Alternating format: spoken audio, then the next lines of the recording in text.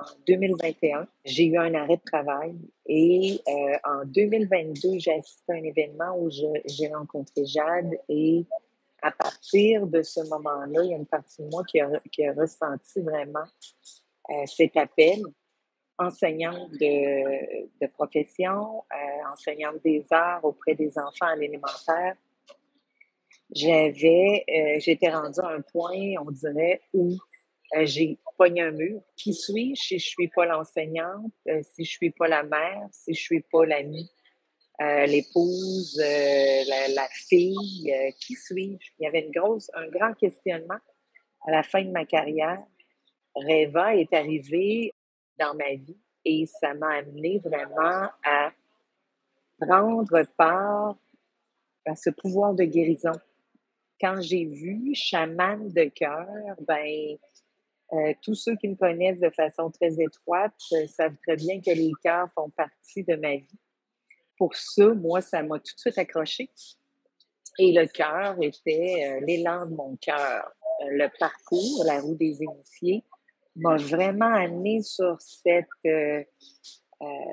accompagnement qui a été riche pour retrouver mon pouvoir de guérison, de vraiment plonger à l'intérieur de moi, de faire du ménage, de vraiment réaliser qu'est-ce qui est vraiment important pour moi. Et les outils qui étaient amenés répondaient vraiment à, à ce que je croyais, mais là, en plus, les mettre en application, ça a été vraiment pour moi euh, riche.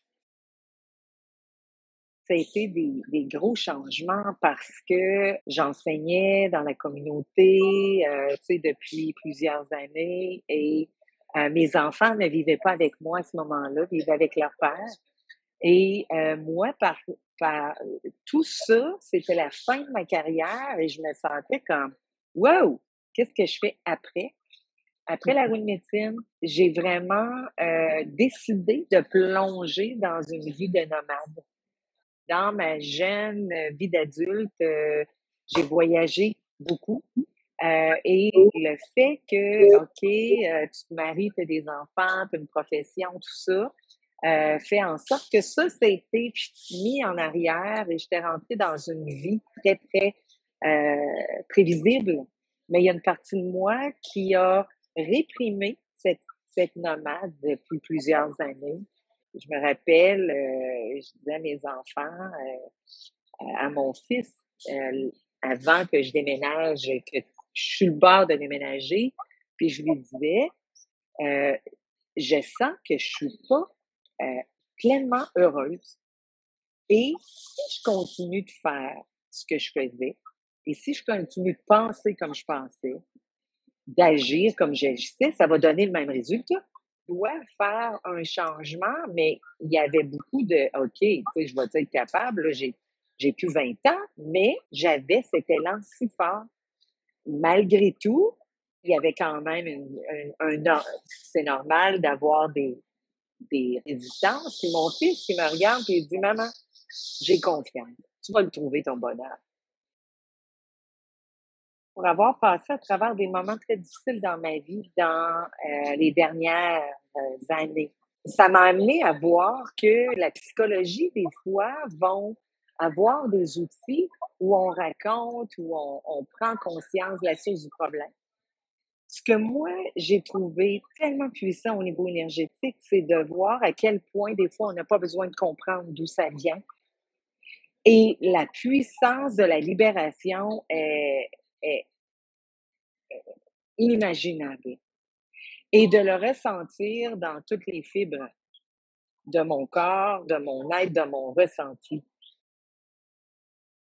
Ce que j'ai aimé à travers ça, c'est de voir à quel point ma propre expérience m'amène à me transformer, à me libérer et par la suite pouvoir aider d'autres personnes à faire de même. Ce qui a été vraiment touchant pour moi, c'est de réaliser, d'apprendre à gérer l'intensité des émotions, d'être en présence de ces émotions qui nous habitent C'est ça que ça m'a permis de faire, la roue de médecine. Ça Mmh. m'a vraiment permis de plonger là-dedans et d'être en présence de ces émotions-là, d'y faire face et après ça, dans la ronde des éléments, de découvrir toutes ces techniques qui m'aident et qui vont aider les autres à se libérer ou à se libérer de ces émotions, intenses des fois qu'on peut vivre. D'avoir des outils qui nous permettent de voir que, hey, il y a une lumière au bout du tunnel, qu'il y a une libération qui se fait. Puis ce que j'aime, c'est que ça se fait quand la personne est prête. Moi, en tant que qu'accompagnatrice dans son processus de guérison, la personne va aller aussi loin qu'elle veut aller.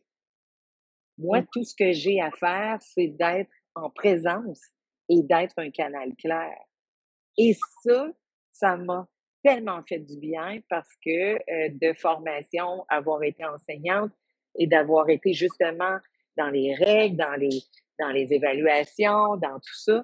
Et c'est ça que j'ai aimé de découvrir, cette approche qui m'a amenée à reconnecter avec ma grande sensibilité et que ça devient une force et mon ressenti, mon intuition devient une force contrairement à être vu comme: «C'est trop intense». Ça nous ramène à reconnecter à notre vraie nature, à être, à l'écoute des éléments, de voir qu'on fait partie de cette nature et c'est ça que j'ai aimé aussi dans le parcours, c'est tous ces rituels qui sont en connexion directe avec la nature.